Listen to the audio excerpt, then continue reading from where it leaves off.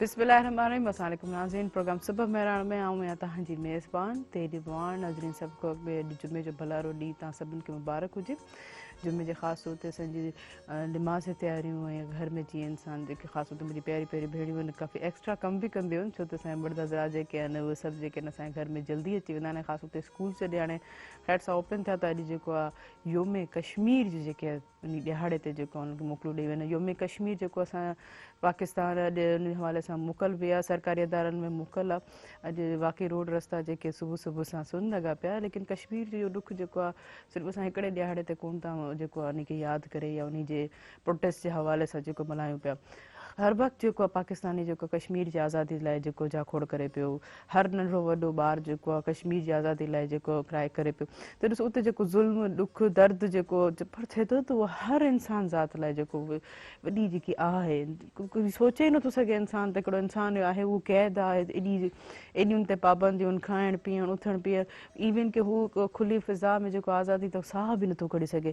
असां पाण ॾिसो लॉकडाउन जे दौरान ई थोरो टाइम पीरियड में असां जेको लॉक थी वियासीं त केतिरो अहसासु पियो थिए त कोई पाबंदी या कंहिं इंसान ज़ात खे या कम्यूनिटी खे बंदि करे रखणु। अॼु कश्मीर ॾिसो केतिरनि सालनि खां जेको आहे यानी इंडिया जे जेके ज़ुल्म जबर जे में फेस थो कयो, उतो जी जेके ॿारड़ियूं नंढियूं ख़ासि तौर ते ख़वातीन नंढड़ा नंढड़ा ॿार, उन्हनि जे दिमाग़ में बसि जॾहिं हू पैदा था थियनि त उन्हनि खे इहा ई शइ नज़र में अचे थी त असांखे हिन खां आज़ादु थियणो आहे, कश्मीर खे आज़ादु करिणो आहे। ॾिसो जिथे हिकिड़े ॿार जो एटमॉस्फेयर जिन जूं ख़्वाहिशूं इवन के हिक जे हवाले सां, तालीम जे हवाले सां, इवन की का शइ नंढी ख़रीद करण जे हवाले सां, घुमण फिरण जे हवाले सां, खाधण पीअण जे हवाले सां, उहो ॿारु जेको उते सां जॾहिं होश संभाले थो त उनखे पंहिंजे पेरेंट्स, पंहिंजे माउ पीउ, उहो ख़ासि तौर ते पंहिंजी भेणियुनि, पंहिंजे घर में जेके औरतूं आहिनि हमेशह जेके रोंदे लिकंदे अखियूं उन्हनि जे नम थींदे, ऐं ख़ासि तौर ते उन्हनि जे वालदेन जा जेके उन्हनि खे ॿुधाईंदा त हीउ तव्हांजो वालिद साहिबु शहीद थी वियो, इलाही ॾुखु थींदो आहे। यकीनन इहा वॾी दर्दनाक जेके आहे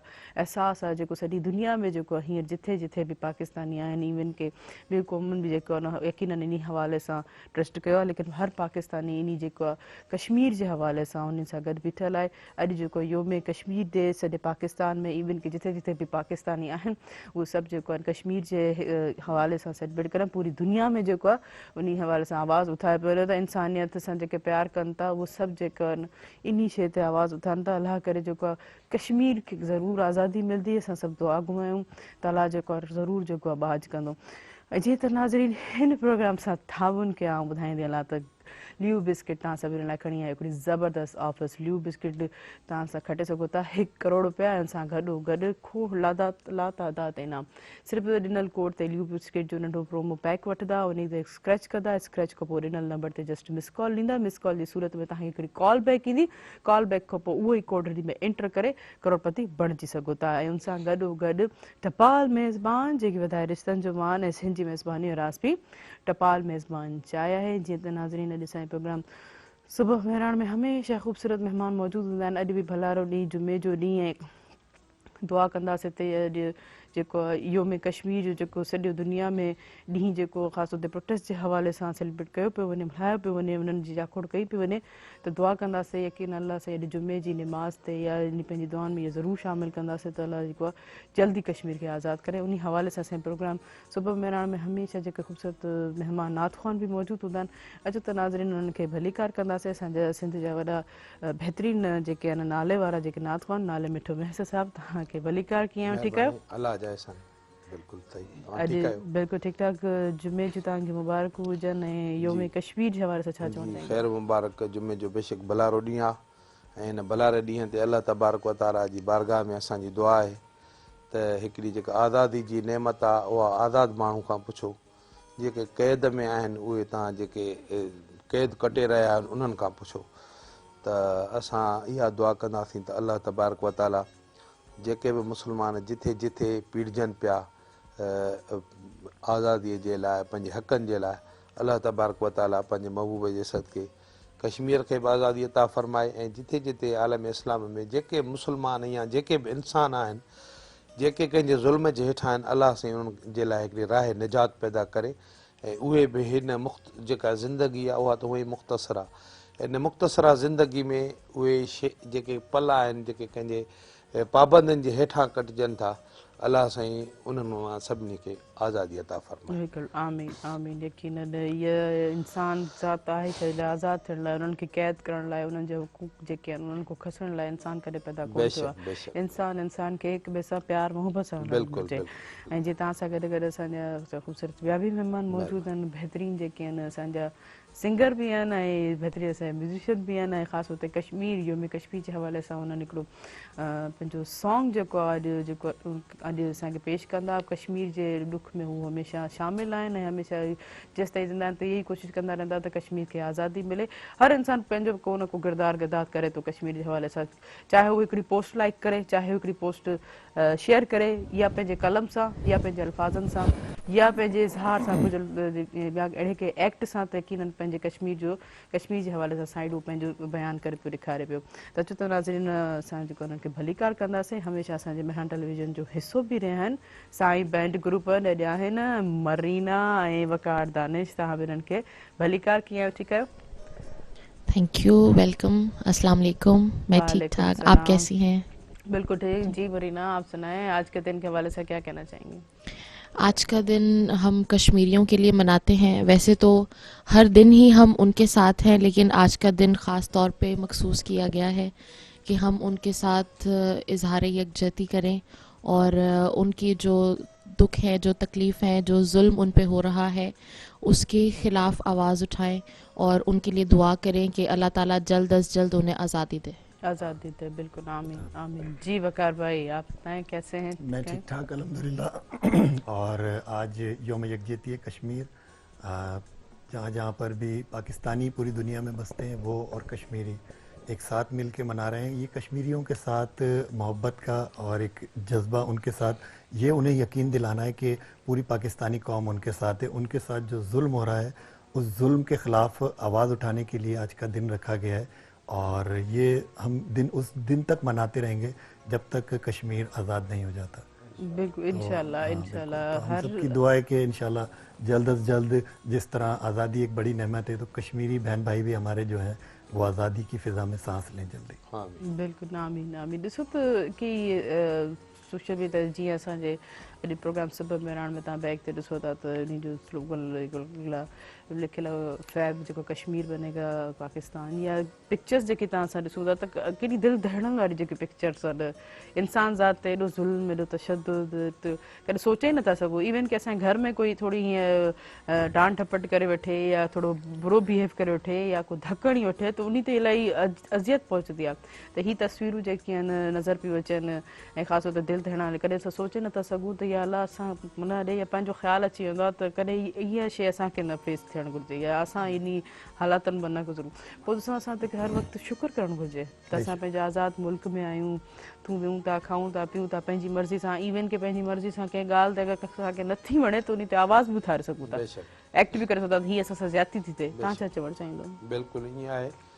असल में आज़ादी हिकिड़ी वॾी अलाह जी इनायत आहे, वॾी महिरबानी आहे ऐं असां ते अलाह जा लख एहसान आहिनि जो असांखे हिकिड़ो आज़ादु मुल्क हासिलु थियो ऐं असां उन में पंहिंजो जेको आहे सो आज़ादु हिकिड़ी ज़िंदगी गुज़ारे रहिया आहियूं। इहा हिकिड़ी अलॻि ॻाल्हि आहे जो मुल्क जे कानून खे फॉलो कोन था कयूं। जेकॾहिं कयूं त असांजो मुल्क अञा हिकिड़ो तमामु हिकिड़ो सुहिणो माशाअल्लाह हाणे आहे, पर असां पाण बि कानून खे फॉलो नथा कयूं। कानून खे जेके इम्प्लीमेंट कराइण वारा आहिनि उहे बि इन्हनि शयुनि खां थोरा कासर आहे। इहे ॿयूं शयूं जेकॾहिं थी पवनि त असांजे मुल्क जहिड़ो को मुल्क ई धरती ते कोन्हे को। अलाह साईं हिन मुल्क खे 4 मौसमूं अता कयूं ऐं कश्मीर बि माना जेको अक़वाम मुतहदा जो जेको रेगुलेशन जेको पास थियल आहे उन ज़माने में जॾहिं बरे सग़ीर हुयो, पोइ पाकिस्तान थियो ऐं हिंदुस्तान। ऐं इन खे कंटिन्यू कंदमि, इहा नॉलेज यकीनन असांजे व्यूवर्स खे न उन जी नॉलेज में इज़ाफ़ो थींदी। त हिकिड़ी कॉल रिसीव कंदमि। हेलो अस्सलाम वालेकुम। वालेकुम अस्सलाम। अभी रसीद रेखा साकी अबड़ो प्योर क्या हमारे भलीकार प्रोग्राम सब बराबर में जी। साकी अबड़ो साहब कीअं आहियो? ठीकु आहियो? खैर दुआऊं नदी तव्हां जूं अॼु आहे जुमे जो भलारो ॾींहुं बि। जी जी बिल्कुलु तव्हांखे मुबारक। गॾो गॾु कश्मीर सॉलिडेरिटी डे आहे, उन्हनि सां यकजहती जो ॾींहुं आहे। जी जी बिल्कुलु बिल्कुलु। थोरे जो असां सिंध ऐं सिंधी माण्हुनि सां बि अहिड़ियूं ई हालतूं आहिनि जीअं कश्मीर ऐं कश्मीर मूंसां आहे, असांजा नौजवान हिते खां ॿिया था वञनि। सही, ठीकु आहे, थैंक यू सो मच, तव्हां असांजे प्रोग्राम में शामिलु थियो, वॾी वॾी महिरबानी। लेकिन हर इंसान खे जेको आहे इहे ई ॾुख दर्द ऐं तकलीफ़ूं उन हवालियूं आहिनि। अच्छा, जीअं तव्हां इहा ॻाल्हि करो पिया कश्मीर जे हवाले सां, त इन कंटिन्यू कंदा? त असल में छा आहे, जॾहिं बरे सग़ीर जो हिकिड़ो ज़मानो हुयो ऐं ब्रिटिश गवर्नमेंट खां माना इंग्लैंड खां जॾहिं आज़ादी वरिती असांजे मोहतरम मोहम्मद अली जना रहमतुल्लाह अलैह ऐं माना जेको उतां जा लीडर हुया, कुझु तहरीकूं हलियूं, काफ़ी माना मामलात थिया, त उन ज़माने में बि इहो एरिया जो माना इहो ई हुयो त जंहिंसां ही गॾु रहणु चाहींदा, इहो हिननि जो राइट आहे, त उन्हनि खे माना उन्हनि सां गॾु कयो वेंदो। पोइ उहो माना पाकिस्तान सां गॾु हुजनि या असांजे माना हिंदुस्तान गवर्नमेंट सां गॾु हुजनि। हाणे हू जॾहिं चवनि था त बाबा असांजी रहणी कहणी अलॻि, असां मुस्लमान आहियूं ऐं असांखे वधीक बहितर इहो आहे त असां जेको मुस्लिम कंट्री आहे, जंहिंजा माना रीतूं रस्मूं मज़हब, असां बिकल में गो आहियूं, पाकिस्तान में जेके माण्हू मुक़ीम आहिनि उहे बि कल में गो आहिनि, उहे बि कलमो पढ़नि था, त असांखे उन्हनि सां जेको आहे सो कठे करे ऐं माना जेको आहे सो असांखे आज़ादी ॾिनी वञे। त असां हिन प्लेटफॉर्म तां हूअं बि हुकूमत पाकिस्तान पंहिंजो चिटो मौक़िफ़ अक़वाम मुतहिदा में जॾहिं बि को जेके बि एजेंडा थिया आहिनि कश्मीर जे हिसाब सां, त पाकिस्तानी गवर्नमेंट जे नुमाइंदनि जेके बि माना हाज़िर साहब में जेके बि मुल्कनि जा उन टाइम ते प्रेज़िडेंटेशन जेका हुकूमत हूंदी आहे, पंहिंजो मौक़िफ़ चिटो ऐं माना हिकिड़ो माना सम्झो पको ॾींदी आहे त बाबा हिननि जो आज़ादी हक़ आहे, हिननि खे आज़ादी वठी ॾिनी वञे। सही, वाकई ॾाढी सुहिणी ॻाल्हि कई तव्हां, पंहिंजी असांजी नॉलेज में वधीक यकीनन इज़ाफ़ो कंदो। लेकिन हिकिड़ो शॉर्ट कमर्शियल ब्रेक खां पोइ नाज़रीन हिन प्रोग्राम सां ताबुन कयो आहे ल्यू बिस्किट, जेको तव्हां सभिनी लाइ खणी आया हिकिड़ी ज़बरदस्त स्कीम, जंहिंसां तव्हां खटे सघो था लातादाद इनाम, 1 करोड़ रुपया जस्ट हिकिड़ी मिस कॉल ते। मिस कॉल खां पोइ यकीनन सां गॾोगॾु ताबुन कयो आहे टपाल मेज़बान, वधाए रिश्तनि जो मान ऐं सिंधी मेज़बानी राज़बी टपाल मेज़बान चांहि आहे। काॾे न वञिजो, असां सां गॾु रहिजो।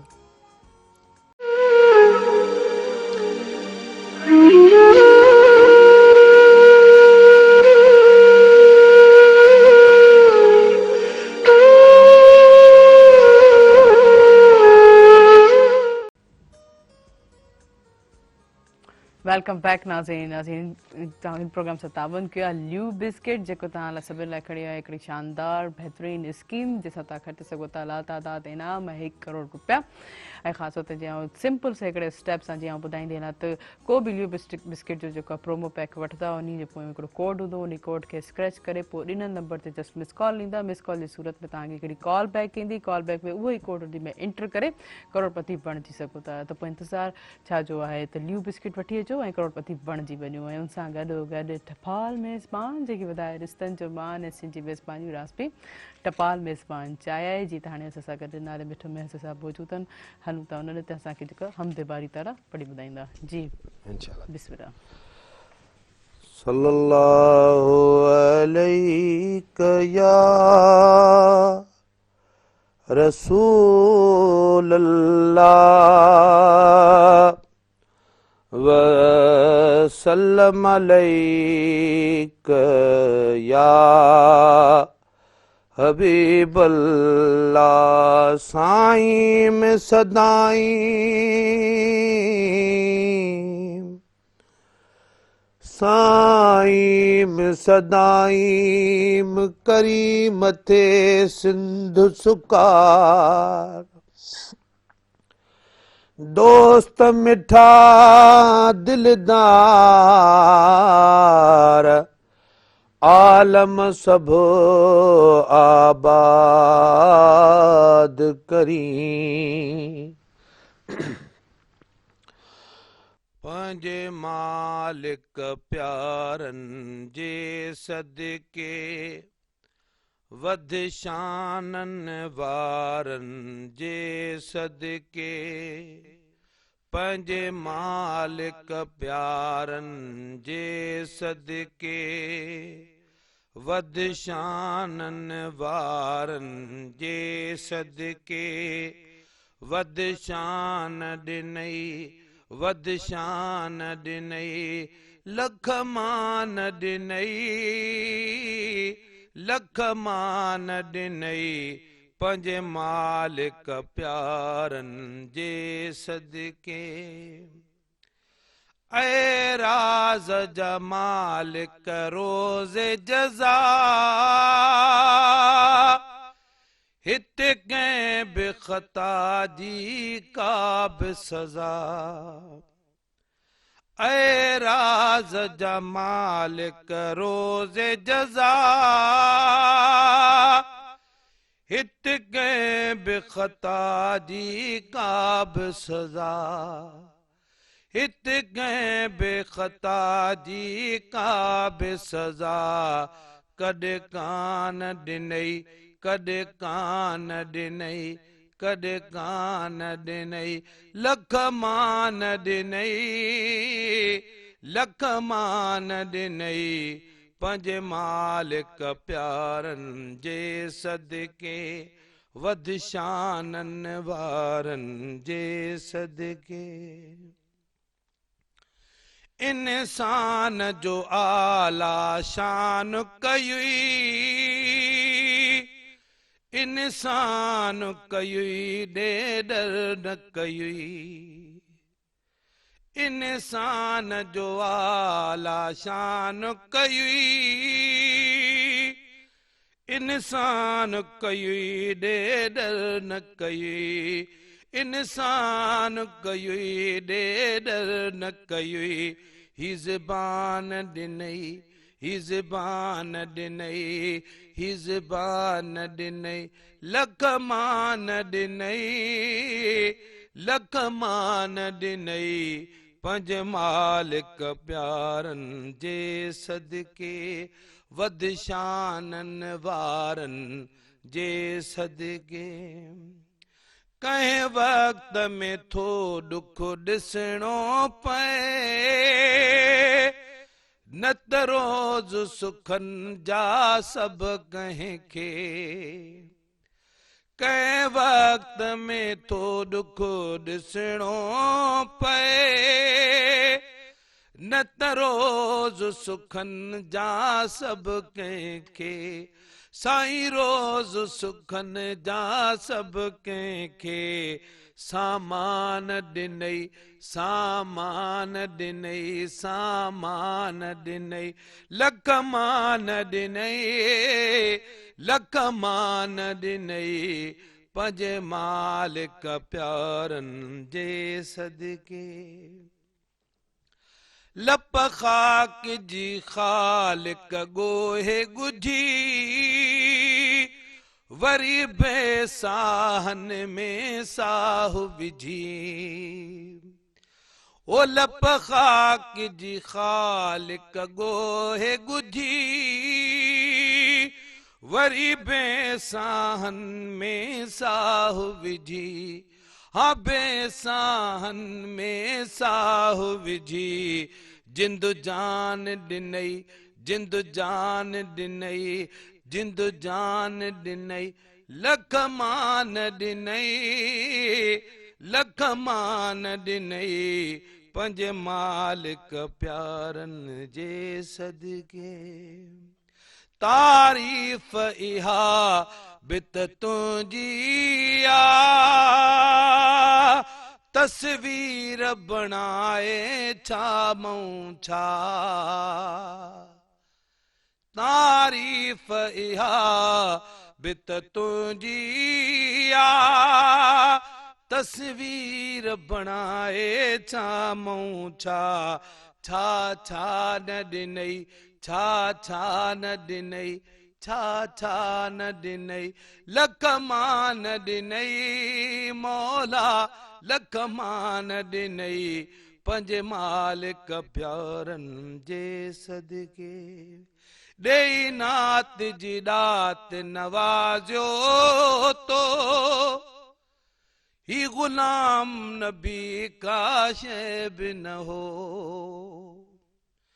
ॾेई नात जी ॾात नवाज़ियो तो ये गुलाम नबी का शे भी न हो, ये गुलाम नबी का शे भी न हो, सब दान ॾिनई, सब दान ॾिनई, सब दान ॾिनई, लख मान ॾिनई, लख मान ॾिनई, पंहिंजे मालिक प्यारनि जे सदके, वध शाननि वारनि जे सदके, वध शान ॾिनई, वध शान ॾिनई, लख मान ॾिनई मौला, लख मान ॾिनई, पंहिंजे मालिक प्यारनि जे सदके।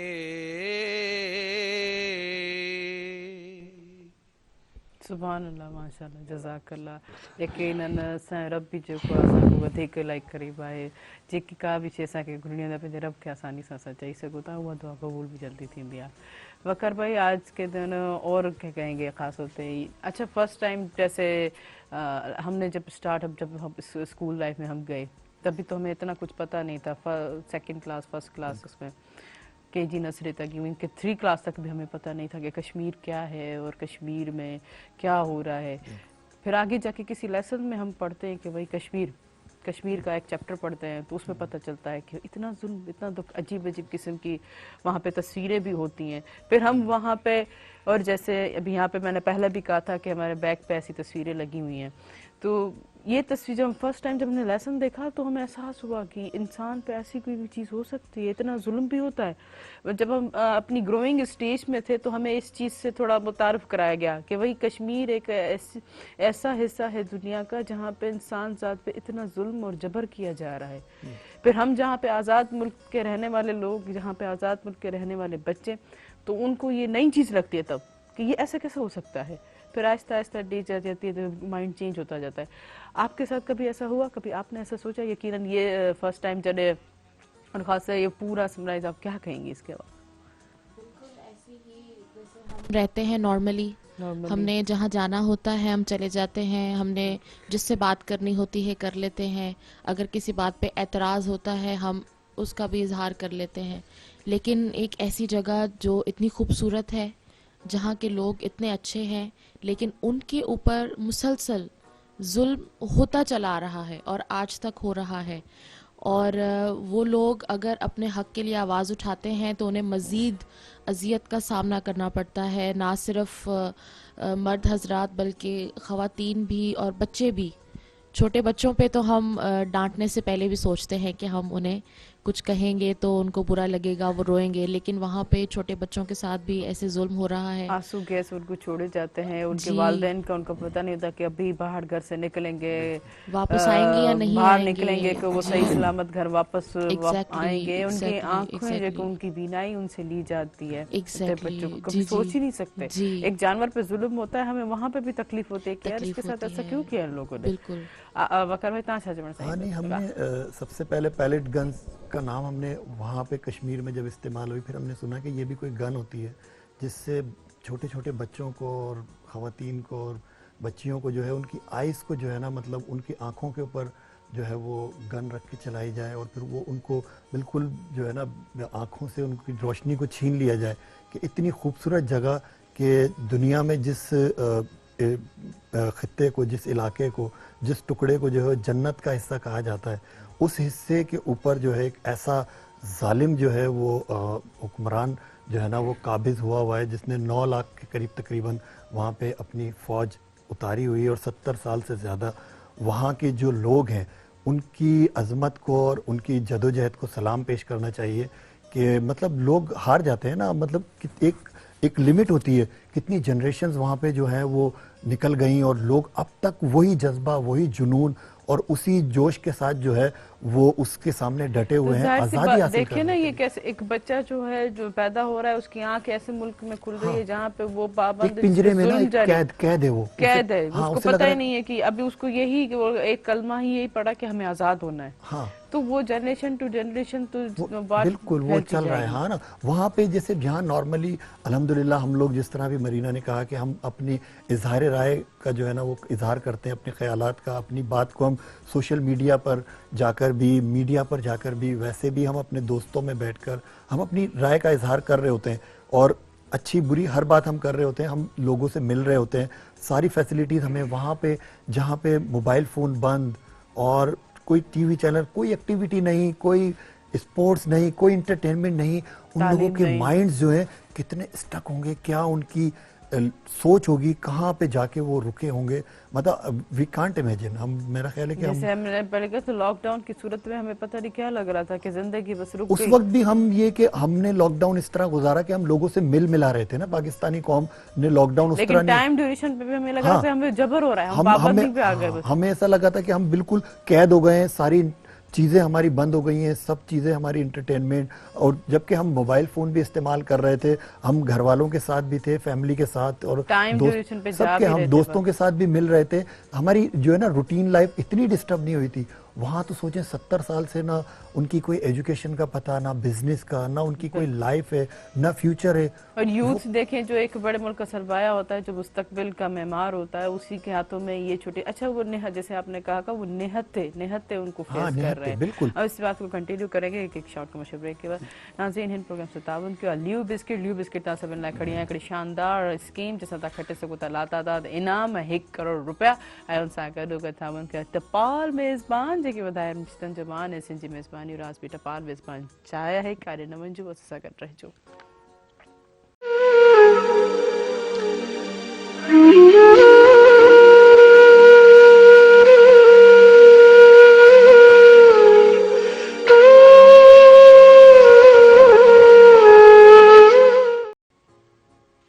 वेलकम बैक नाज़रीन प्रोग्राम से ताबन किया ल्यू बिस्किट तव्हां सभिनि लाइ खणी आयो शानदार स्कीम जैसा तव्हां खटे सघो था लातादाद इनाम ऐं 1 करोड़ रुपया सिर्फ़ु सिंपल से स्टेप्स।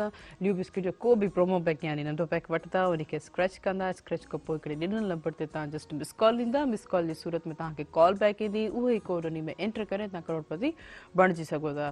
त पोइ इंतज़ारु छा जो आहे, ल्यू वठी अचो ऐं करोड़पति बणिजी वञो। ऐं सां गॾोगॾु टपाल मेज़बान जेकी वधाए रिश्तनि जो मान ऐं सिंधी मेज़बानी राज़ बि टपाल मेज़बान चाहिए है। तव्हांजो असांजो साथ बि हूंदो फ़ोन कॉल जे ज़रिए। नंबर अनाउंस कंदमि जेको स्क्रीन ते बि ईंदो हूंदो 022210285 डायल के असांजे प्रोग्राम में ज़रूरु शामिलु थींदा।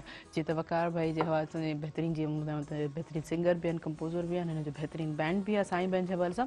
हमेशह जेको सूफ़ी भी उन्हनि गायो आहे ऐं हमेशह जेका बहितरीन गज़ल या बहितरीन ख़ासि तौर ते हुबल वतीन जे हवाले सां बहितरीन हुनजा जेके नग़मा आहिनि। अॼु बि जेको कश्मीर जी आज़ादी जे लाइ हुननि पंहिंजो इज़हार हिकिड़े ख़ूबसूरत अंदाज़ में कयो आहे, त हुननि खां पुछंदासीं त इहो ख़्यालु हुननि खे कीअं आयो, ख़ासि तौर ते कश्मीर खे डेलीकेट करण लाइ हीउ जेको सॉन्ग हुननि ठाहियो आहे, जो मज़ीद जेको हुननि जी हिस्ट्री जे हवाले सां पुछंदासीं। जी वकार भाई क्या कहना चाहेंगे? हाँ, कहना इससे यही है, इस हवाले से कि जैसे आपने अपने इंट्रो में, आगाज़ में आपने कहा था कि सब अपनी अपनी फील्ड्स में से रिलेटेड जो भी लोग हैं वो जहाँ तक भी अपनी आवाज़ कश्मीर के हवाले से और वहाँ के लोगों के हवाले से पहुँचा सकते हैं तो वो पहुँचा रहे हैं। तो एक काफ़ी अरसे से एक चीज़ माइंड में थी कि हमने भी कुछ करना है। मरीना और हम डिस्कस करते रहते थे कि कश्मीर के लिए भी कोई ऐसा सॉन्ग होना चाहिए कुछ कि हम अपनी भी तरफ से कंट्रीब्यूट करें और उनके साथ इजहार यकजहती करें और अपनी आवाज़ से जो है वहाँ जो जुल्म हो रहा है वहाँ के लोगों के साथ उसको उजागर करें। और इस सॉन्ग में कश्मीर के साथ मोहब्बत का इजहार और कश्मीर से हमारा क्या रिश्ता है उस रिश्ते का भी इसमें हमने बताने की कोशिश की है और वहाँ होने वाले मजालिम को भी हमने इसमें उजागर किया है। सही, बिल्कुल। तो ये कैसे स्टार्ट किया है, शायरी किस तरह से की, म्यूज़िक किस तरह से दिया आपने? इसकी जो शायरी थी वो एक बहुत बड़े राइटर हैं इशरत अली खान साहब, उन्होंने इस सॉन्ग को लिखा था। फिर ये कि हमने बैठ के इसको, मरीना ने, हमने इसे कंपोज किया और इसकी मेलोडी को हमने ऐसा मिक्स किया है कि इसमें 2-3 लेयर्स में हारमोनीज चल रही हैं, मिक्स हमारा वोकल्स कंटिन्यू चल रहा है इसके अंदर। सही। अच्छा, हमेशा आप हमारे मैदान टेलीविजन पे आप अपने बैंड के साथ आते हैं, मरीना हमेशा आपका साथ देती है। मरीना से भी बाद में आपकी ये सॉन्ग सुन के पूछूंगी तो ये कैसे इंटरेक्ट हुई आपसे, कैसे बनी ये इस बैंड को, ये ऐसा शौक कैसे हुआ, ये लेकिन ज़रूर पूछूंगी। लेकिन एक खूबसूरत आपकी ये कश्मीर के सुनते हैं इनका खूबसूरत ये नगमा। जी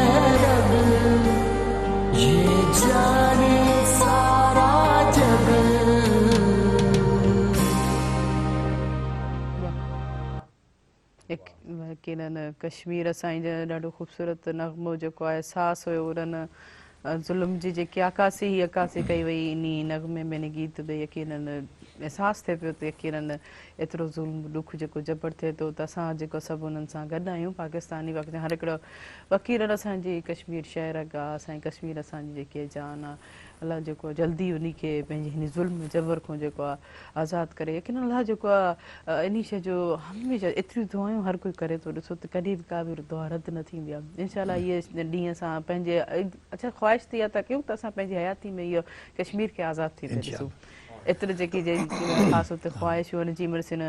अच्छा जी मरीना, मैंने आपसे सवाल पूछा था, आपने साइन बैंड बोला कैसे ज्वाइन किया? ये क्या हिस्ट्री है, क्या लॉजिक है इसमें? ये हिस्ट्री बहुत खूबसूरत है और इसमें मेहरान टीवी का सबसे बड़ा हाथ है।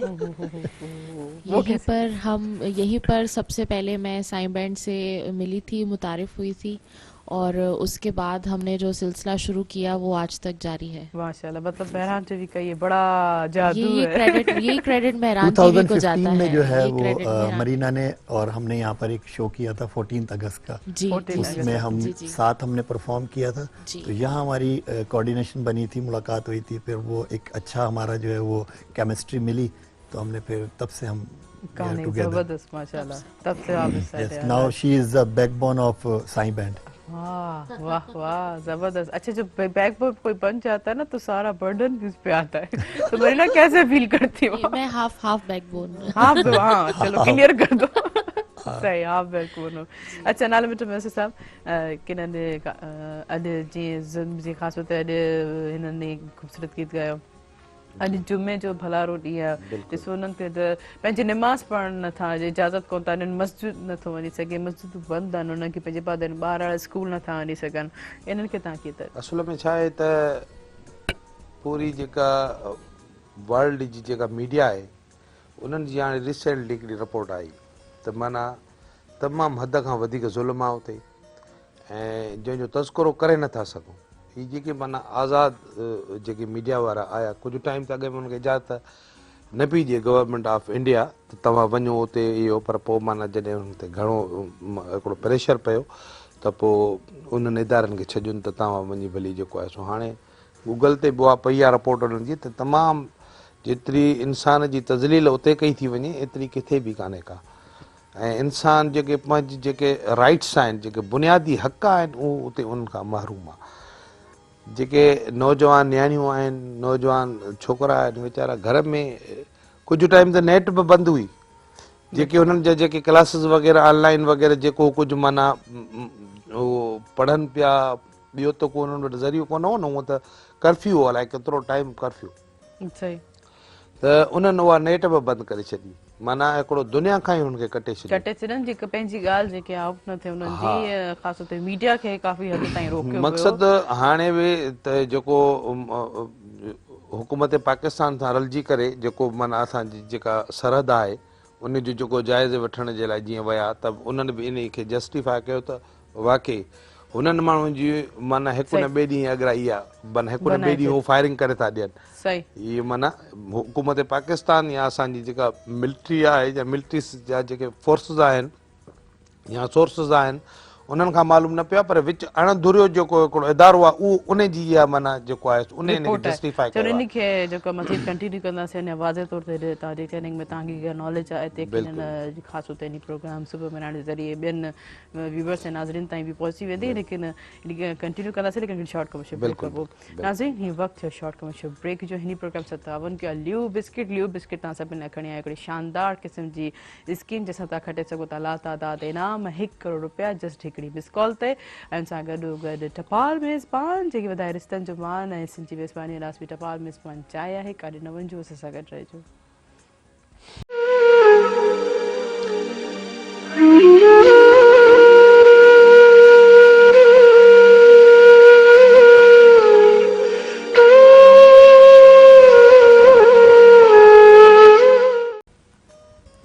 वेलकम बैक नाज़रीन प्रोग्राम से तावन कयो ल्यू बिस्किट तव्हां सभिनि खणी हिकिड़ी शानदार क़िस्म जी स्कीम जंहिंसां तव्हां खटे सघो था लातादाद इनाम ऐं 1 करोड़ रुपया हिकिड़े सिंपल से स्टेप सां ल्यू बिस्किट जो को बि जेको प्रोमो पैक चाहे उहो कैंडी गाला टाइगर ऐं टक जो हुजे को बि नंढो पैक वठंदा ऐं हुन सां जेको ॾिनल पियो कोड हूंदो उनखे स्क्रैच करे ॿिए ॾिनल नंबर ते जस्ट मिस कॉल ॾींदा मिस कॉल जी सूरत ते तव्हांखे हिकिड़ी कॉल बैक ईंदी कॉल बैक जी सूरत में तव्हां हिकिड़ो उहो ई कोड जेको उन में एंटर करे करोड़पति बणिजी सघो था त पोइ देरि छा जी आहे इंतज़ारु छा जो आहे वठी अचो ल्यू ऐं करोड़पति बणिजी वञो इन सां गॾोगॾु टपाल मेज़बान जेके वधाए रिश्तनि जो मान ऐं सिंधी मेज़बानी रास भी टपाल मेज़बान चाहे है। अच्छा मरीना भी खैर से स्कूल्स ओपन हो चुके हैं आप भी माशाल्लाह से आप टीचर हैं जी जी। आप पढ़ाते रहते तो क्या स्कूल जब ओपन हुए तो क्या आपने बच्चों को देखा कैसा रिस्पॉन्स था?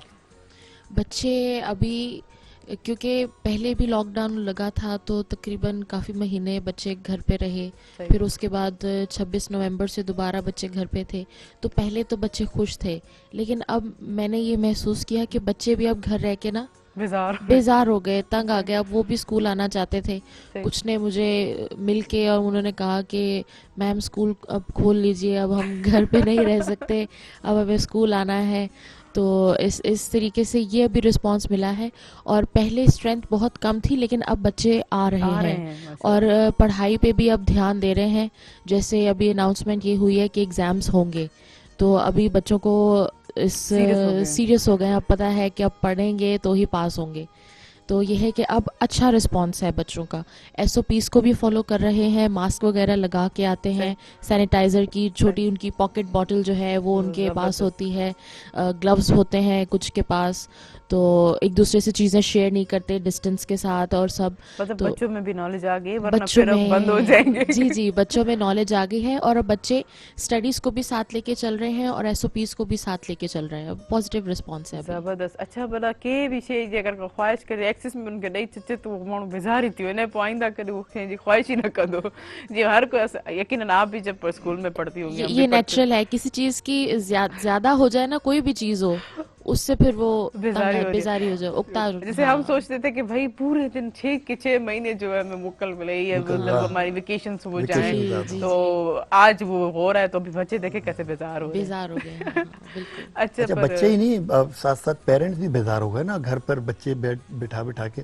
और अब वो जो एक सबसे ज्यादा जो एसओपीज़ की, जैसे अभी मरीना ने बात की, सबसे ज्यादा जिस सेक्टर में एसओपीज़ को फॉलो किया जा रहा है वो एजुकेशन फील्ड ही है, अगर हम देखें तो सबसे और स्ट्रिक्टली किया जा रहा है। बाकी किसी और पोर्शन में हमें तो नजर नहीं आता, नॉर्मल मार्केट्स में भी और हम जहाँ भी जाते हैं तो एसओपीज़ की कहीं पे भी जो है ना इतनी ज्यादा वो जो है ना नजर नहीं आता, फॉलो कर रहे हैं, लेकिन एजुकेशन फील्ड में ज्यादा है। वैसे ही जैसे वेकेशंस के हवाले से तो आज भी जो बच्चों को ऑफ मिला है कश्मीर के हवाले से, जो में कश्मीर डे के हवाले से। अच्छा कल रात से रोडों रस्तों पे जो बड़े बड़े बैनर लगे हुए थे, कश्मीर के नारे लग रहे थे कि कश्मीर को आज़ादी चाहिए, तो वाकई पूरे बुक पे अजीब सा मतलब कैफियत हो रही थी ना कि यकीनन ऐसा हम भी कुछ करें, हम अंदर जो है जज्बा पैदा हो, हम भी जाके कुछ करें। हर इंसान इंडिविजुअली, छोटा बड़ा चाहे बुजुर्ग हो, लेकिन जब ऐसी चीज़ की कोई देखता है उसमें ख्वाहिश ज़रूर आती है। ये अल्लाह ने एक इंसान के अंदर ये चीज़ एहसास का वो डाला हुआ है कि यार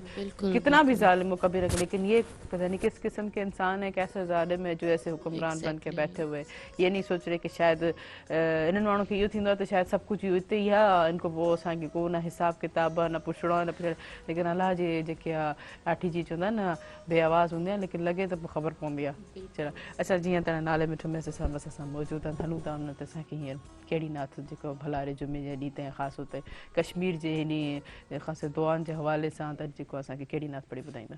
जी इंशाअल्लाह ताला मुंहिंजी पंहिंजी नात लिखियल आहे, वाह ख़िदमत पेश कंदुसि। सल्ले अला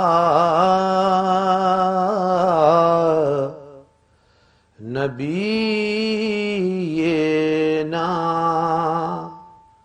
सल्ले अला मुहम्मदिन सल्ले अला करीमिना सल्ले अला मुहम्मदिन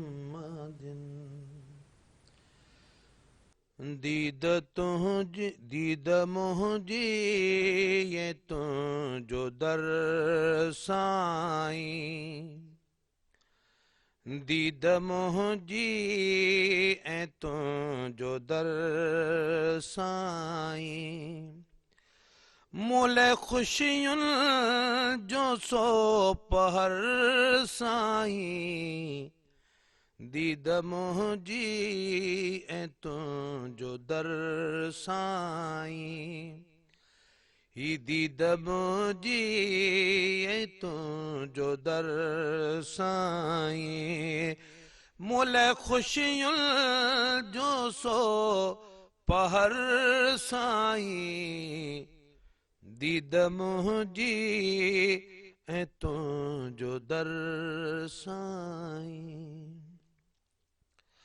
दर्द जी थी मिले दवा तो वटि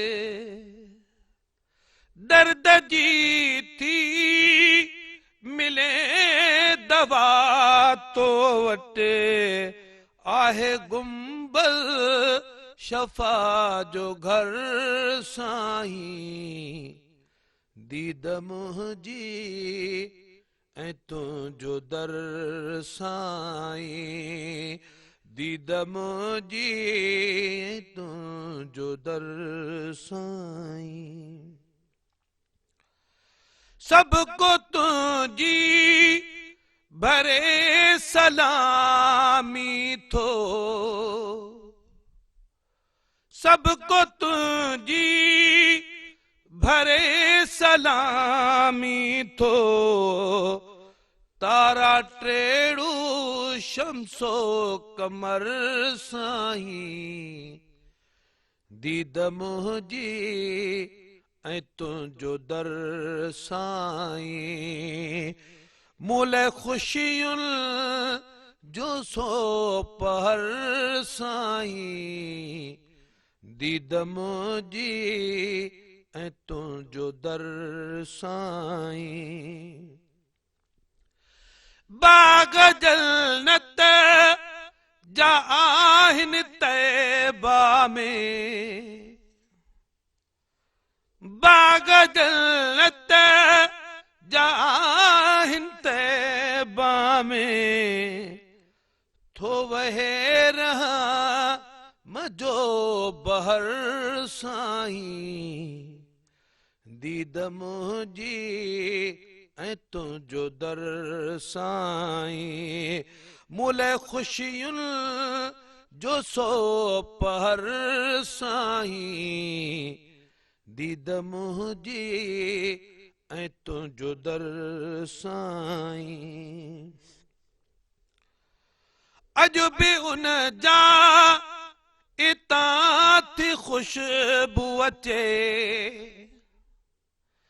अॼु बि उन जा इतां थी ख़ुशबू अचे जाथां थियो हो तुंहिंजो गुज़र साईं दीद मुंहिंजी ऐं तुंहिंजो दर साईं मोले ख़ुशियुनि जो सो पहर साईं दीद मुंहिंजी ऐं तुंहिंजो दर साईं मुंहिंजे सीने में खोड़ सूर लिकियल मुंहिंजे सीने में खोड़ सूर लिकियल पक आलाही देसा तुमर साईं दीद मुंहिंजी ऐं तुंहिंजो दर साईं मोले ख़ुशियुनि जो सो पहर साईं दीद मुंहिंजी ऐं तुंहिंजो दर साईं हीउ नाले मिठो तनो करवा हीउ नाले मिठो तनो नौकरवा तो ता सदके मुझो वगर साईं दीद मुंहिंजी ऐं तुंहिंजो दर साईं मूले ख़ुशियुनि जो सो पहर साईं दीद मुंहिंजी ऐं तुंहिंजो दर साईं। माशाल्लाह, सुभान अल्लाह, सुभान अल्लाह, जज़ाकल्लाह। नाज़रीन, हीअ वक़्तु थियो शॉर्ट कमर्शियल ब्रेक जो। हिन प्रोग्राम सां ताउन कयो आहे ल्यू बिस्किट, जेको तव्हां सभिनी लाइ खड़ो हिकिड़ी शानदार क़िस्म जी स्कीम, जंहिंसां तव्हां खटे सघो था लातादाद इनाम, 1 करोड़ रुपया जस्ट हिकिड़ी सिंपल मिस कॉल ते। उन सां गॾो गॾु टपाल मेज़बान, जेकी वधाए रिश्तनि जो मान ऐं सिंधी मेज़बानी राज़ बि टपाल मेज़बान जाइ आहे। काॾे न वञिजो, असां सां गॾु रहिजो।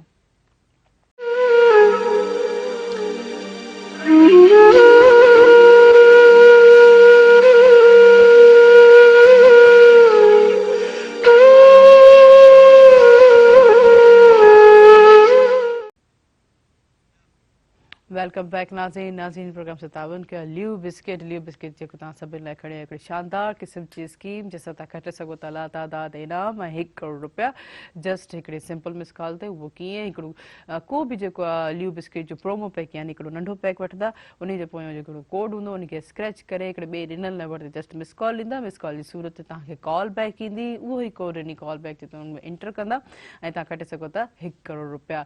त पोइ देरि छा जी, पोइ इंतज़ारु छा जो, वठी अचो ल्यू बिस्किट ऐं करोड़पति बणिजी वञो। ऐं उन सां गॾो गॾु टपाल मेज़बान, जेके वधाए रिश्तनि जो मान ऐं सिंधी मेज़बानी राज़ बि टपाल मेज़बान चाय है।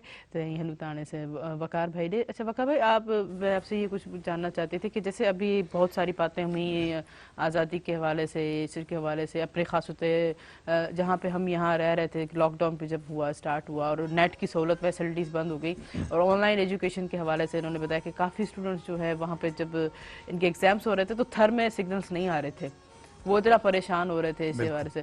तो वहाँ जो कंटिन्यूसली चले, वो तो तालीम का तो कोई कॉन्सेप्ट अभी पैदा ही नहीं हो रहा क्योंकि वहाँ पे इतना जुल्म और जबर हो रहा है कश्मीर में। लेकिन दूसरी चीज़ों पे हम अपनी आवाज़ किस हवाले से पहुँचाएं? जिन्होंने कहा था नेट सिग्नल बंद हो चुके थे, आप क्या कहना चाहेंगे? हाँ, वहाँ पे मीडिया को बिल्कुल जो है ना ब्लैकआउट कर दिया गया था और print media, electronic media, internet service सब मअतल। और मुझे तो अब तक की जो इतला है वहाँ पर ये सब चीज़ें मअतल हैं और कर्फ्यू का सा समय है वहाँ पे ना। वो कोई सेलिब्रेशन, कोई इवेंट सेलिब्रेट नहीं कर पा रहे हैं लास्ट अगस्त से लेकर, और बहुत ज़्यादा जो है इस वक्त बहुत मुश्किल में है कश्मीरी कौम जो है। अच्छा, ये असल जुम्मे की नमाज भी नहीं पढ़ सकते, हाँ, ईद की नमाज भी नहीं वहाँ पे, कोई किसी इवेंट को सेलिब्रेट नहीं करने दिया जा रहा वहाँ पे उनको, और किसी चीज़ की आज़ादी नहीं है, किसी चीज़ की आज़ादी नहीं है ये। अच्छा देख, बिल्कुल के रखा हुआ है अंदर घरों में। अभी ये इतनी ज्यादती पूरी वर्ल्ड में किसी जगह पे नहीं हो रही, सॼी दुनिया भी चवे थी त इलाही ज़ुल्म तो थे कश्मीर। हाँ, वही ॻाल्हि आहे न। त हाणे हू जेके हुनजो जेको न्यू जनरेशन आहे ऐं हू हिकिड़ी टफ क़ौम आहे, ही कश्मीरी जेका आहे त हल्की फुल्की क़ौम न आहे, सही था चओ, वॾी सख़्तु क़ौम आहे जेका हिमल ताईं पंहिंजे मौक़िफ़ ते माना क़ाइमु बीठी आहे। हालांकि हुननि जे आॾो लख़्ते जिगर हुननि जा कुर्बान थी विया, नौजवान नसुल हुननि जो जेके माना पीउ ॾिठो मुंहिंजो पुटु कुर्बान थी वियो, पुटु ॾिठो मुंहिंजे पीउ खे मारे छॾनि, बावजूदि उनजे बि हू चवनि था बाबा असांखे आज़ादी घुरिजे, आज़ादी ऐं हुनजो राइट आहे। ईअं न आहे त को हिकिड़ी नई ॻाल्हि था कनि, इहा अॼु खां 65 माना तक़रीबन कमो पए जॾहिं खां 1947 में पाकिस्तान असांजो आज़ादु थियो, हिंदुस्तान खे 15 अगस्त ते आज़ादी मिली, पाकिस्तान खे 14 अगस्त 1947 ते आज़ादी मिली।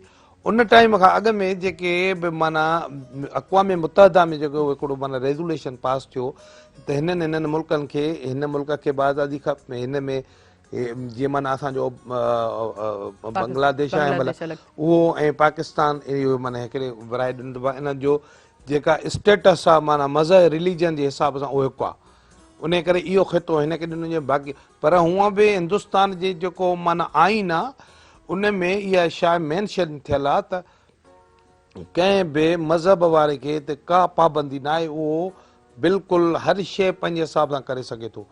त हाणे हू पंहिंजे आइन खे वेठा पाण टोड़नि जेको हुतां जे मुल्क जो आइन आहे तक़रीबन कमो पेश कोई मुंहिंजे ख्याल में 60-70 मज़हबनि सां लागू माण्हू हुते हिंदुस्तान में रहनि था ऐं तव्हां ॾिसंदव त ज़ुल्म वरी बि मुस्लमाननि जे मथां आहे तमामु घणो ॿिया बि काफ़ी उते माना जेको आहे न खो पारसी रहनि था उते जेके बाहि खे पूॼा कंदा आहिनि उहे रहनि था उते जेको आहे सो हिंदू कम्यूनिटी त खणी मेजर आहे पर उते जेको आहे सो माना सिख कम्यूनिटी आहे या असांखे चवां हिंदू कम्यूनिटी आहे या अलाह तव्हांखे ने कीजे काफ़ी ॿियूं बि जेके पारसी आहिनि ऐं असांखे ईसाई आहिनि काफ़ी तमामु 50-60 अक़ीदनि सां जेके आहिनि से रिलेटेड माण्हू उते रहनि था पिया सही अच्छा उते ॾिसो हुननि जा पंहिंजा ई राइट्स जेके आहिनि केतिरो इंडिया जेको केतिरी जेको गुरबत जे लकीर जे हेठि आहे केतिरो था उतो ई हुननि जे सां जेके माण्हुनि खे उहो बि चवनि था त यकीनन इन्हनि शइ खे रिलीव ॾिजो उतो जा जेके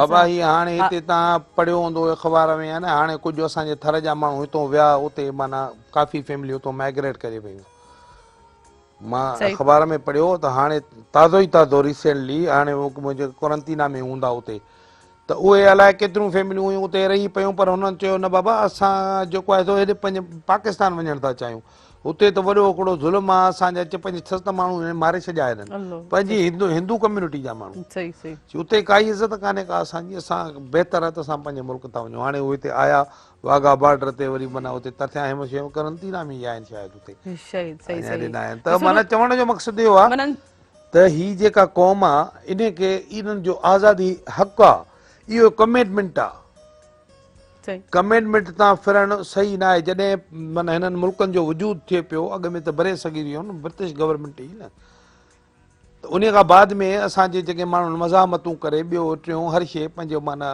हुते बि जॾहिं ॻाल्हि इहा आई त पाण ही गॾु माण्हू नथा रही सघनि तॾहिं हितां जा असांजा जेके हिंदू भाइर आहिनि माइग्रेट करे विया हिंदुस्तान उतां जा कुझु मुस्लमान हेॾे आया इंसान ज़ात लाइ को हमदर्दी आहे ई न कहिड़ी बि सम्झो कुझु बि हुजे त माना हू इलाही पंहिंजे ज़ुल्म जर्ब जे भला मतिलबु वर्ल्ड लेवल ते जेके ॻाल्हियूं था कनि पंहिंजो इंसाननि जे हक़नि जूं छा उन्हनि खे कश्मीर जो ज़ुल्म नज़र नथो अचे बिल्कुलु सही था चवनि जीअं ॿुधाईंदे ॾिसो न पोइ बि जेको आहे कश्मीर जेके मुंहिंजा भाउ आहिनि भेणियूं आहिनि उन्हनि खे जेको जद खे सलाम आहे मां सलाम आहे उन्हनि माण्हुनि खे जिन एॾी तकलीफ़ जे बावजूदि पंहिंजे मिशन तां तिर बराबरि पोइ ते हटिया न आहिनि अञा 5 क़दम अॻिते आया आहिनि तिर बराबरि बि बैक न थिया आहिनि हेॾनि तकलीफ़ुनि हालांकि उन्हनि जे लीडरनि खे ॿधो वियो उन्हनि जा जेके सरगर्म माण्हू हुया जेके उते वर्क कनि पिया उन्हनि खे ॿधो वियो उन्हनि खे अरेस्ट कयो वियो केतिरनि ई सालनि ताईं जेल में अञा ताईं जेलनि में उहे पिया आहिनि पर उन जे बावजूदि उतां जो जेको न्यू जनरेशन आहे जेको थोरी अखि पटे थो ऐं थोरो महसूसु थो करे अच्छा ॾिसो न ज़ुल्म ज़ालिम हिकिड़ो थींदो आहे मज़लूम 10 थींदा आहिनि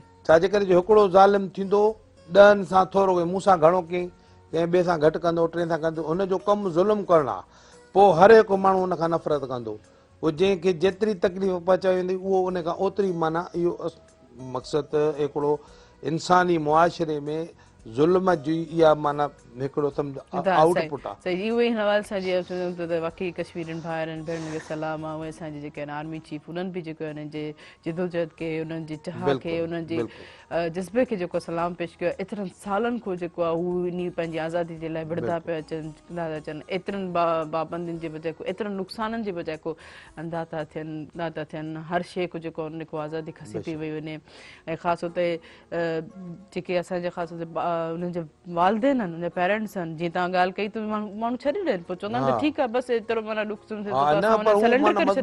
ऐं असां माना पाकिस्तान गवर्नमेंट खे माना सलाम था पेश कयूं त केॾियूं बि पाकिस्तान गवर्नमेंट जे मथां तकलीफ़ूं आयूं आहिनि पर हुननि पंहिंजो कश्मीर जे हिसाब सां ज़रो बि माना हॿक किथे बि माना न ॾिनी असांजी जेका पाकिस्तान जी जेका मिलिट्री आहे ऐं जेको असांजे जेके माना इदारा आहिनि जेको फ़ौज जो हिकिड़ो क़ाबिल एतिराम इदारो आहे उहो बि जेको आहे सो माना पंहिंजो भरपूर निभाए थो पियो उन्हनि सां जेका बि माना हुननि जी जाइज़ हेल्प उहा पाकिस्तान भली पोइ सरहदी हुजे इंटरनेशनल हुजे इंटीरियर हुजे हीअ ॾिसो न अॼु माना पूरे पाकिस्तान में हिकिड़ो माना हॉलीडे करणु मोकल करणु हिकिड़ो कहिड़ो मैसेज कन्वे थो थिए माना मैसेज आहे न बाबा मोकल छो आहे बाबा कश्मीर ॾिया, बाबा कश्मीर में छा थो थिए, जंहिंखे न हूंदी ख़बर, बाबा कश्मीर छा आहे, बाबा तो ख़बर न आहे कश्मीर में हेॾो ज़ुल्म पियो थो थिए, ईअं थो थिए।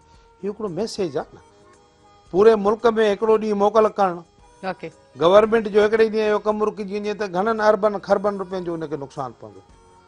पर डे जे हिसाब सां तव्हां ॿुधायो फी मुलाज़िम खे घणी थी माना उहा पंहिंजी सैलरी ॾिए। सही सही हुननि खे चयईं बाबा तव्हां अॼु मोकल आहे, मोकल छाजे करे आहे, बाबा कश्मीरनि सां यकजहती जो ॾींहुं था मल्हायूं असां। सही इहो हिकिड़ो गुड मैसेज आहे, वर्ल्ड लेवल ते इहो मैसेज वञे थो त हीअ जेके पाकिस्तान ॾिठो न किथे बि मुस्लमान ते ज़ुल्म थियो आहे, अॻु में जेकॾहिं आवाज़ उथारियो त पाकिस्तान पाकिस्तान उथारियो, बेशक बेशक सही था चओ, ॿुधो। यकीनन ऐं ॿियो उन खां पोइ तैयब उर्दगान सही तुर्की जो जेको सदर आहे उन जो बि इहो साॻियो ई किरदारु आहे, किथे बि मुस्लमाननि ते गैर ज़रूरी ज़ुल्म जेको आहे, गैर ज़रूरी ज़ुल्म त थोरा घणा असांजे मुल्क में बि थियनि था हिक ॿिए जे मथां, ईअं कोन्हे को, सही पर ही माना हिकिड़ी क़ौमुनि जे मथां एतिरी माना माना हिकिड़ो सम्झ सख़्ती कजे जो उहे घर खां निकिरी न सघनि, पंहिंजे भाउ जी जनाज़े में शिरकत न करे सघनि। सॉरी टू इंटरप्ट, मां हिकिड़ी कॉल रिसीव कया मज़े सां, पोइ कंटिन्यू कयो था। हेलो अस्सलाम वालेकुम। वालेकुम सलाम, कीअं आहियो आप? बिल्कुलु ठीकु ठाक। फैमिली पे तारीफ़ कराईंदा, केरु किथां खां? अनीता। अनीता ॻाल्हायां थी। अनीता, अनीता कीअं आहियो, ठीकु आहियो? जी जी मां बिल्कुलु ठीकु आहियां। ॾिसण वारनि खे बि अस्सलाम वालेकुम ऐं जुमो मुबारक, तव्हांजे महिमाननि खे बि, तव्हांजी पूरी टीम खे बि ख़ैर मुबारक। वालेकुम सलाम जी, छा चवणु चाहींदव ख़ासि तौर ते अॼु कश्मीर जे जेका आज़ादी जे लाइ जेको इहो सॼो जेको ॾिहाड़ो जेको मल्हायो पियो वञे, उन्हनि सां यकती जो इज़हार कयो पियो। आज़ाद कश्मीर जीअं चयो अथऊं उअं ई आज़ाद थींदी इंशाअल्लाह ताला। जी बिल्कुलु इंशाअल्लाह इंशाअल्लाह। जी ॿियो कुझु चवणु चाहींदा अॼु जुमे जो भलारो ॾींहुं? जी जी बिस्मिल्लाह। चले अला नबीना चले अला जो मोहम्मदिन, चले अला नबीना चले अला जो मोहम्मदिन, अमृत दिलोली मूंखे उहो रंग लायो, मोहम्मद मिठे जो मौला सनागर बणायो, अमृत दिलोली मूंखे उहो रंग लायो, मोहम्मद मिठे जो मौला सनागर बणायो, चले अला नबीना चले अला जो मोहम्मदिन, मां एॾो वॾो आलिम पढ़ियलु इतना आहियां, सिंधी 5 दर्जा साईं पढ़ियलु इतना आहियां, मां एॾो वॾो आलिम पढ़ियलु इतना आहियां, सिंधी 5 दर्जा साईं पढ़ियलु इतना आहियां, मगर मुंहिंजे आका मुंहिंजो अखर को अदायो, मोहम्मद मिठे जो मौला सनागर बणाए। सुभान अल्लाह सुभान अल्लाह, माशाअल्लाह माशाअल्लाह, जज़ाकल्लाह। पर नाज़रीन हीअ वक़्तु आहे जेको आहे शॉर्ट कमर्शियल ब्रेक जो। हिन प्रोग्राम सां तावन कयो ल्यू बिस्किट जेको तव्हां सभिनि लाइ खणी हिकिड़े शानदार क़िस्म जी स्कीम जिसां तव्हां खटे सघो था लातादाद इनाम 1 करोड़ रुपया जस्ट हिकिड़ी मिस कॉल ते, ऐं सां गॾोगॾु टपाल मेज़बान जेके वधाए रिश्तनि जो मान ऐं सिंधी मेज़बानी राज़ बि टपाल मेज़बान चाहे आहे काॾे न वञिजो, असां सां गॾु रहिजो।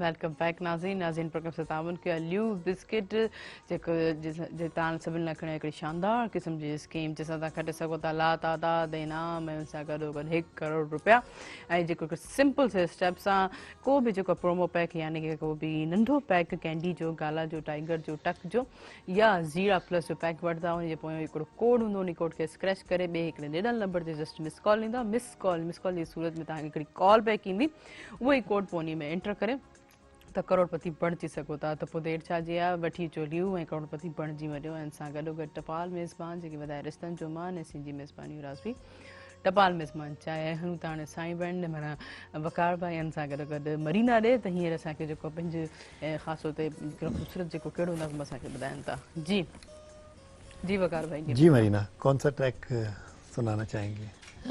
नेशनल सॉन्ग है, बहुत प्यारा सॉन्ग है और आज के दिन के हवाले से, आज़ादी के हवाले से बहुत अच्छा है, वो हम आपको सुनाएंगे। जी जी जी सर। जुनून से और इश्क से मिलती है आज़ादी, जुनून से और इश्क से मिलती है आज़ादी,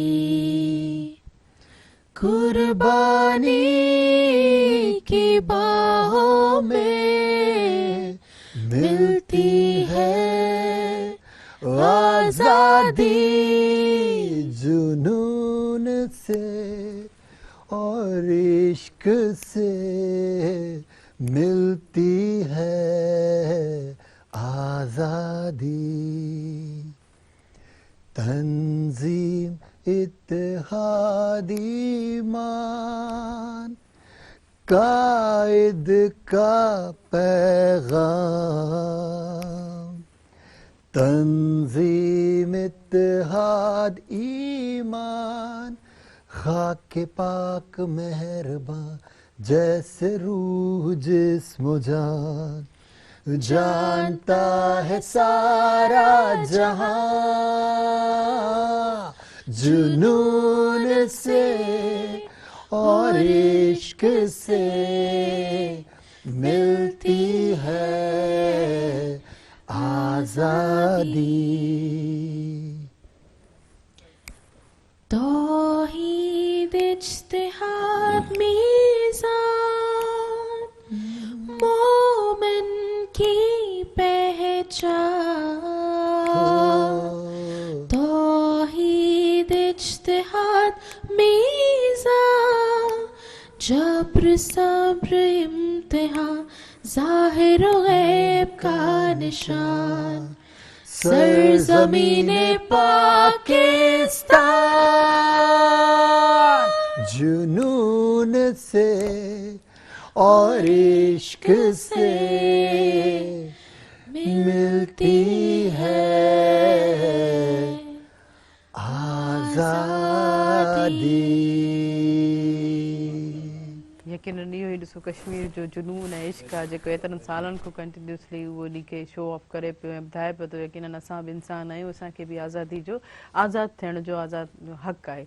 त इहो ई उन्हनि जो जुनून आहे। अलाह साईं इन्हनि जे इन जुनून खे अञा वधाए ऐं इन्हनि जे जज़्बे खे अञा वधाईंदो वञे। ख़ासि तौर ते पर जेतिरो ज़ुल्म जो जेको आलम आहे इंसान ते, ख़ासि तौर ते उहो अलाह करे जेको उन्हनि ते घटि करे। सो इहे कहिड़े क़िस्म जा इंसान आहिनि, कहिड़ी क़िस्म जी रूह आहे। ॾिसो आहिनि बि उहे असां वांगुरु नॉर्मल क़िस्म जो इंसान, नहीं नॉर्मल नहीं होते ना, मतलब ॾिसण ॾेखण करण में त पर नफ़्सियात जो केतिरो कमाल आहे।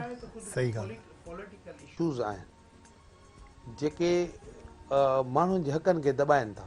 पॉलिटिकल इशूज़ अहिड़ा आहिनि जेके मक़सदु त उहे माना कंहिं हिकिड़े फ़र्द वाहिद जा न हूंदा आहिनि, बल्कि हिकिड़ो गॾियल मनसूबो हूंदो आहे।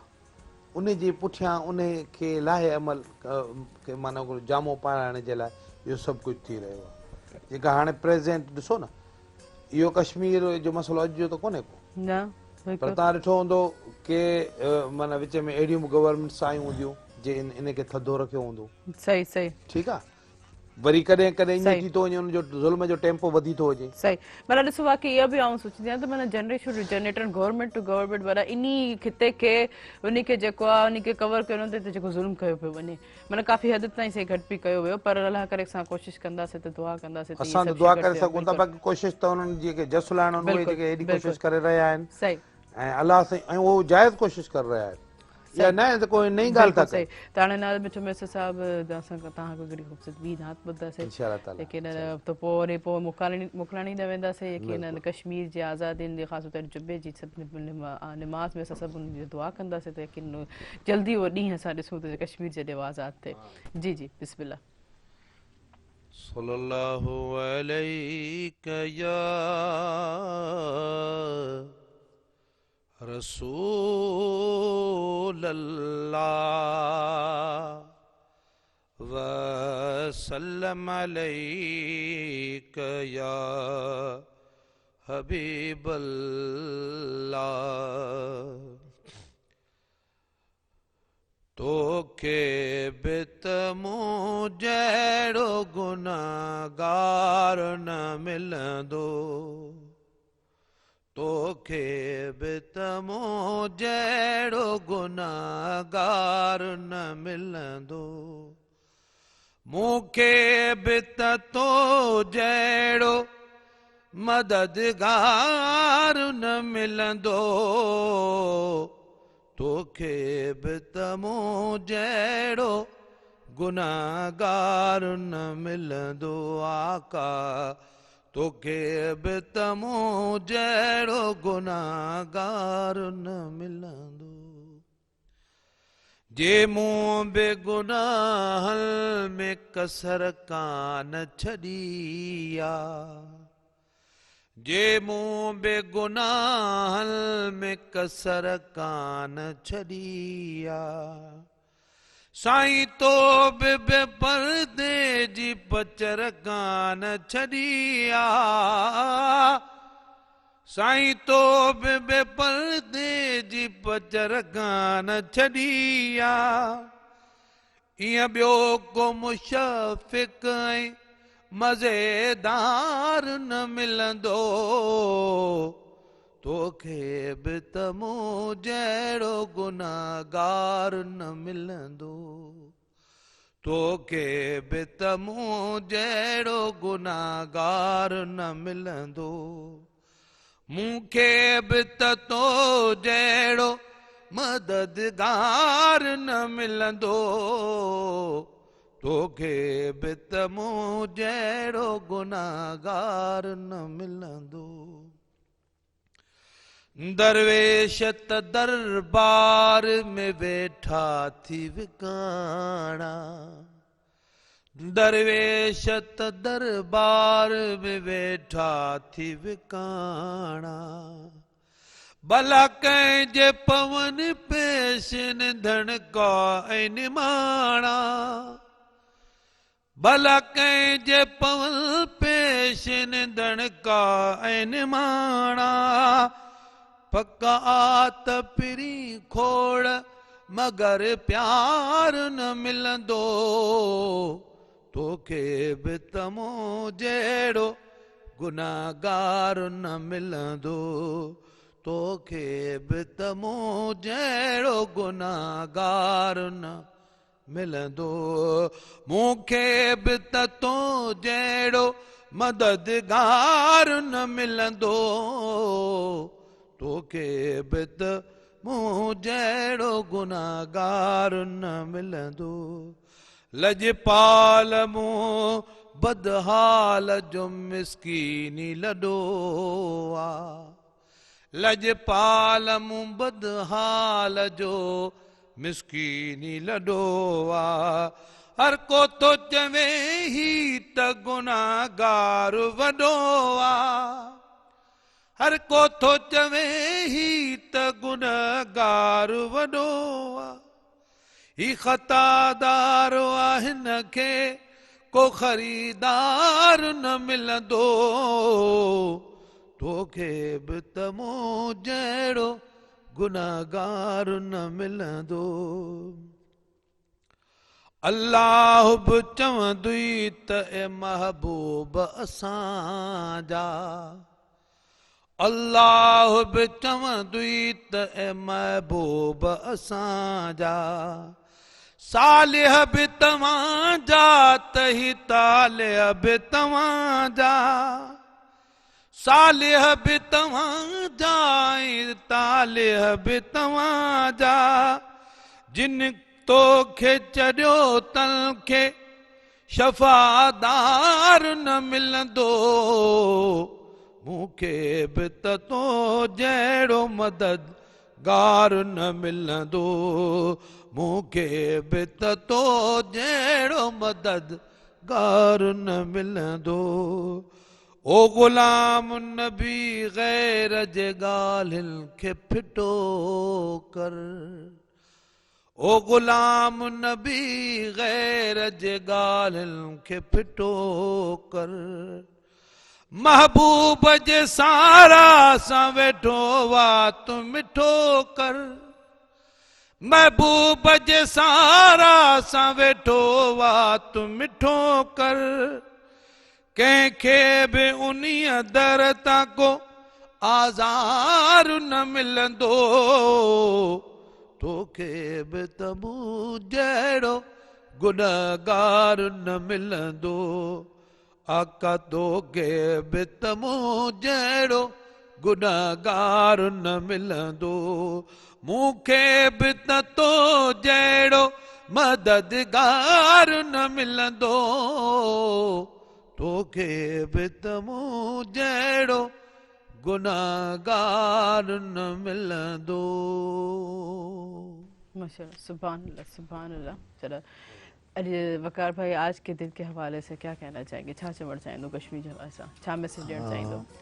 आज के दिन के हवाले से बस यही कहना है कि जिस तरह गाजिब इंडिया जिस तरीके से कश्मीर के ऊपर जो है वो कब्ज़ा करके बैठा है, तो पूरी दुनिया को जो है अब इस चीज़ का नोटिस लेना चाहिए और जो मज़लूम कश्मीरी अवाम है उनकी आवाज़ बनना चाहिए। जिस तरह पाकिस्तानी कौम उनकी आवाज़ बनकर उनके साथ 70 साल से ज़्यादा हो गया और उनके साथ खड़ी है और उनको सज़ा सिर्फ यही दी जा रही है कि वो पाकिस्तान के साथ इलाक़ चाहते हैं। वो चाहते हैं कि वो भी खुली फ़िज़ा में सांस लें और अपनी तमाम जो उनकी एक्टिविटीज़ हैं उन्हें वो बहुत अच्छे तरीके से, जैसे पूरी दुनिया में होता है, उस तरह से वो अपनी ज़िंदगी चाहते हैं।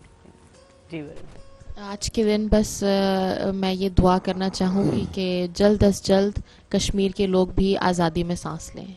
इंशाल्लाह, इंशाल्लाह। जी वाहिगुरु साहब को मैसेज बस अल्लाह साईं पंहिंजे महबूब जे सदके असां अल्लाह जे बारगाह में इहा दुआ था घुरूं पूरे पाकिस्तान जी क़ौम जेके बि आलम इस्लाम में मुस्लमान रहनि था, बेशक वो कलमे गो मुस्लमान असांजा भाइर आहिनि, उनजे मथां जेको ज़ुल्म थिए थो, जेको तशद्दुद थिए थो, असां उनजी भरपूर मज़म्मत कयूं था ऐं साॻियो दुआ था घुरूं त अल्लाह साईं हुननि जो जेको जाइज़ हक़ आहे उहो उन्हनि खे ॾियारे। इंशाल्लाह, बिल्कुलु। आऊं बि बसि इहो ई चवणु चाहींदमि त इंशाल्लाह अन क़रीब जेको कश्मीर बनेगा पाकिस्तान ऐं पाकिस्तान जो हिसो थींदो। जीअं आज़ाद मुल्क में असां जीअं रहूं था, कयूं था, पंहिंजे हक़नि जे बारे में आवाज़ उथारूं था, त उअं ई जेको कश्मीर भाई पंहिंजी खुली फ़िज़ा में पंहिंजी हर लाइफ स्टाइल जेको इंजॉय कंदा ऐं इहो दुआ कयूं था त असांजी पंहिंजी हयाती बि कश्मीर खे आज़ादु थींदे ॾिसूं। आमीन।